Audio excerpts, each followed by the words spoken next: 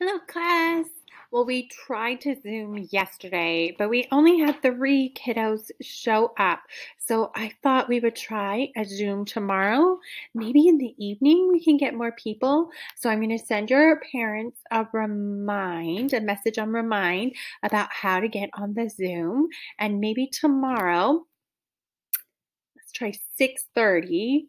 And we'll keep it real short. It won't be too long at all. Okay, so I hope to see some of your faces there. Hey, we are in chapter 17.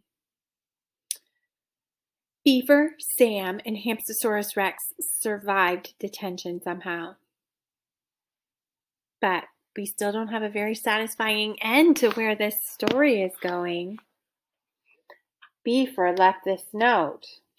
He said, "Tomorrow, final revenge," with a lot of misspelled words. Gotta find out what happens tomorrow. Chapter 17. Tomorrow, final revenge. The correctly spelled versions of those words ran through my head all night. I barely slept at all. What evil did Beaver have planned? The next morning, I made my mom take me to school an hour early. "Sam, I still don't understand why you squirted glue on your face," she said as she drove me. "Are you in a gang?" "No, Mom. Is this about your little girlfriend?" "Mom!" Okay, I won't pry," she said. "But you haven't been yourself lately. I'm worried about you, sweetie." "You shouldn't be, Mom," I said, eager to get out as she pulled the car up to the school. "I've got everything under control." "All right, I'll leave it alone," she said with a sigh. She handed me a $10 bill from her purse. "This is for dinner. Something healthy, since you won't be coming home before science night. I'll see you around 5. Wait, what? You're not coming back?" "Yes, honey. Smiles Corp asked for volunteers tonight. I'm so excited to see what your project is." "Oh, right. My project's awesome. Lots and lots of data. Maybe too much," I said, kissing her on the cheek. "Gotta go?" I hopped out of the car and ran toward the double doors of Horace Hotwater Middle School. Beaver was neither early nor late. He arrived at school exactly on time. What diabolical master plan was he hatching? I watched him closely all day long. The guy was on his absolute best behavior. That in and of itself was troubling. Once he even raised his hand in class to answer a question. He got the answer wrong. Of course, the capital of Pennsylvania isn't England, but it made my blood run cold all the same. Dylan was right. I really could have used her help.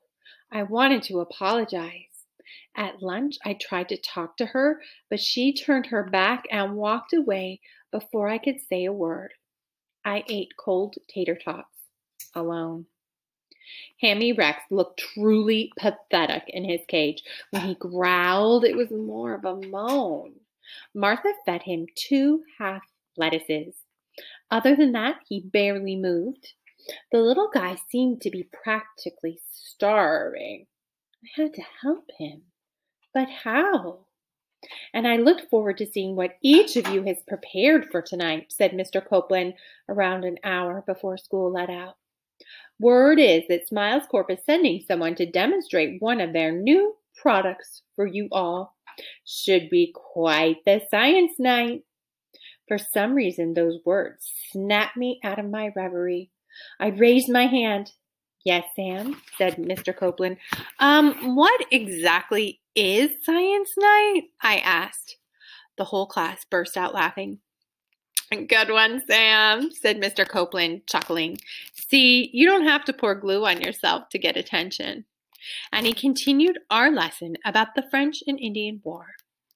Later, I found a poster on the bulletin board in the hall that answered my question. Beneath an image of a bubbling beaker, it read, "Horace Hotwater, 6th grade, science night, Tuesday, November 3rd, 5 p.m.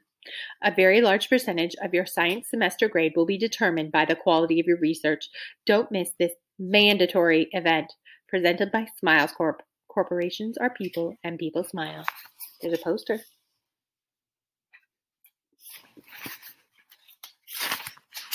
This was not good. Not good at all. With all the hamster drama, I had neglected to do anything for science night. Worse yet, my mom's job was sponsoring the event, and she was volunteering. Today she would witness firsthand her only son flunking science in front of her professional colleagues. So now I had 3 things on my plate in order of importance. Preventing final revenge, saving Hammy from starvation, and whipping up an impressive enough science night project before 5 o'clock to earn a passing grade. Yikes! The bell rang, and Beaver left to go home. Just like that. No revenge, not even an act of minor vandalism. Strange, but okay. Maybe he had a change of heart. Yeah, right. Anyway, I could check that one off the list for now. Next, I tried to sneak Hammy Rex a bag of Funcho's tangy honey habanero flavor wedges. I never got the chance.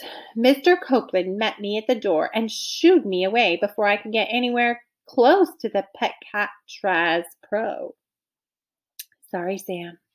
I know detention was a barrel of laughs yesterday, but school's out and you can't be here now. I'll see you at science night. I left, but not before Hamster-saurus Rex caught a whiff of junk food. His pupils dilated. He foamed at the mouth and began to ricochet around his cage. I'd only made his hunger worse. I was hungry myself. Not hungry enough to rampage, but still pretty hungry. So I gobbled the flavor wedges myself while I struggled to remember anything scientific I had learned in recent memory. Mutant hamster dinosaurs came to mind. Maybe I could whip up the gold standard of low ambition science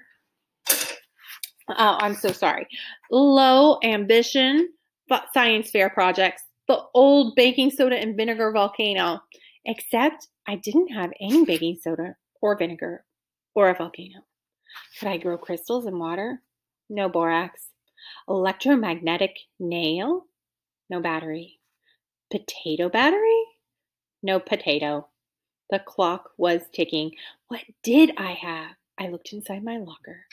There I saw a bunch of toy dinosaurs, a stack of moldy 5-day-old PB&Js, and 10 pounds of sand. Wait. Moldy sandwiches? What about the mold guy, Alexander Fleming? Growing mold was science. And so I set about creating the worst diorama of all time, the discovery of penicillin. At the center was a piece of white bread that had turned green and fuzzy. I wrote the word penicillin underneath it. Beside that, the part of Alexander Fleming was played by the rubber triceratops. And you couldn't tell who he was supposed to be, so I wrote the words Alexander Fleming underneath him. The scene still didn't quite make sense, so I made a little cardboard top hat for the triceratops.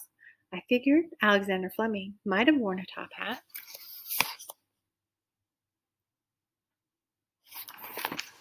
It was 4:45 by the time I finished writing the words, the discovery of penicillin, in glitter glue on the diorama.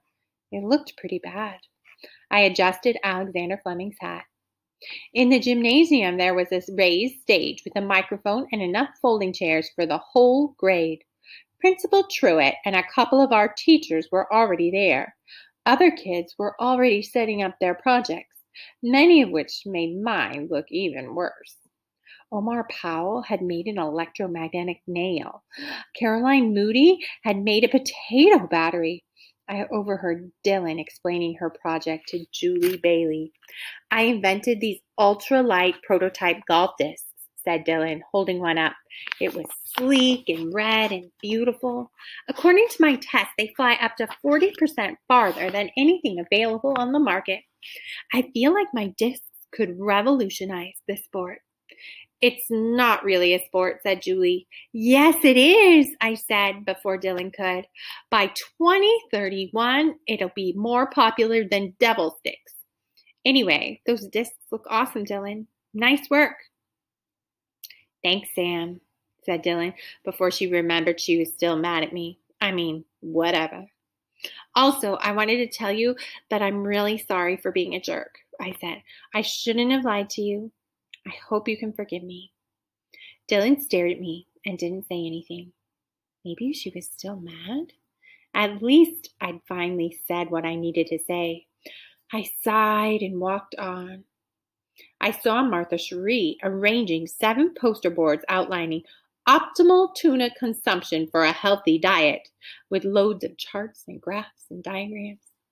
There's room for you to set up your project on the table next to mine, Sam, said Martha, absently twirling her hamster monitor lanyard with a key on it. You know what? I think I'll just put mine over here.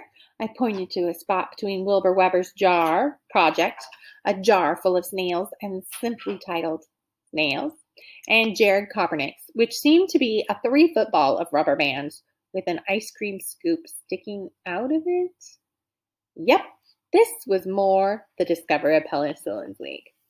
It was the new pennies and plastic wrap solar system. With what I had, I'd at least put in the time required to grow mold, even if it was unintentional. I figured I could maybe pull a C-. Maybe. Embarrassing, but not humiliating. I was starting to feel kind of okay about the whole thing. Until I saw Beaver, that is. He was dragging a dirty wire cage across the floor of the gym. The cage appeared to be full of heavy gray rope. Nope, not rope. Rope doesn't move. I caught the flash of a yellow eye. He'd used science night as a pretext to bring in his pet boa constrictor to school. Now I knew exactly what final revenge he had in mind. Beaver Vanderkopf meant to feed Hamster-saurus Rex to his giant snake.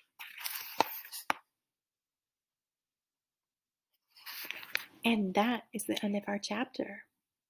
I hope you listen to me for chapter 18 tomorrow, and I hope to see you tomorrow night, 6:30. We're going to try for another Zoom, see if we can get more kiddos to show up. All right, friends, miss you. Take care. Hope you played outside today. Bye.